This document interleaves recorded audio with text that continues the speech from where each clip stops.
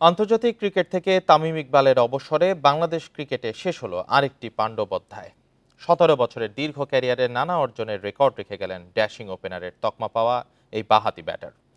বিসিবিও কৃতজ্ঞতা জানিয়েছে তামিমকে। পরন্ত বেলায় ক্রিকেটকে বিদায় জানাতে সামাজিক যোগাযোগ মাধ্যমকে বেছে নেন দেশসেরা এই ওপেনার। নৈশভোজের আড্ডায় শাহিদ আফ্রিদিকে দেয়া কথায় শেষ পর্যন্ত সত্যি হলো। জাতীয় দলে আর ফিরছেন না তামিম ইকবাল। তার বিদায়ে সমাপ্তি ঘটল বাংলাদেশ ক্রিকেটের আরেকটি অধ্যায়ের।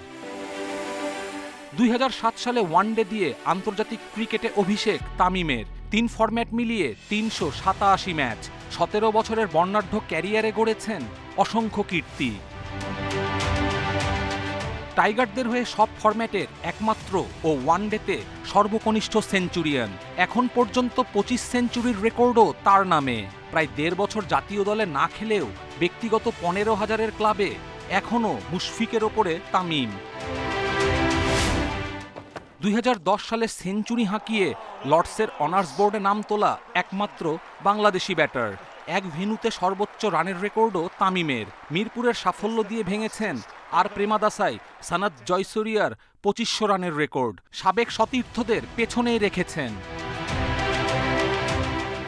তরুণদের ভয়ডরহীন ক্রিকেট খেলার সাহস জুগিয়েছেন মাত্র ১৭ বছর বয়সে। ২০০৭ ওয়ানডে বিশ্বকাপে ভারতের বিপক্ষে ঝোড়ো ৫০-র মাঝে লুকিয়েছিল তারকার আগমনী বার্তা। এছাড়া এশিয়া কাপে এক হাতে ব্যাট করে গড়েন সাহসিকতার আরেক নিদর্শন। শুধু ব্যাটার নয়, অধিনায়ক তামিমেও বেশ সাফল্য পেয়েছে বাংলাদেশ দল। ওয়ানডেতে দায়িত্ব নেয়ার পর ৩৭ ম্যাচে ২১ জয় টাইগারদের। তামিমকে নিয়ে বিপত্তি ২০২৩ নিউজিল্যান্ড সিরিজের মাঝে।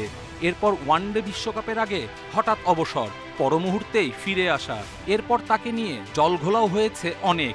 কেন্দ্রীয় চুক্তি থেকে নাম সরিয়ে নিলেও কখনো বিবেচনার বাইরে ছিলেন না, দূরে সরেছিলেন নিজ থেকেই। বিপিএল চলাকালীন বোর্ডের কাছ থেকে সময় চেয়ে অনেকটা নিভৃতে নিজেকে গুটিয়ে নেন তামিম। মাঠের বাইরে অবসরের ঘোষণা, আইকনিক ক্রিকেটারদের অতৃপ্তিতে ভরা বিদায়ের সংস্কৃতি রয়েই গেল টাইগার ক্রিকেটে। কপিল পাল, ইন্ডিপেন্ডেন্ট নিউজ।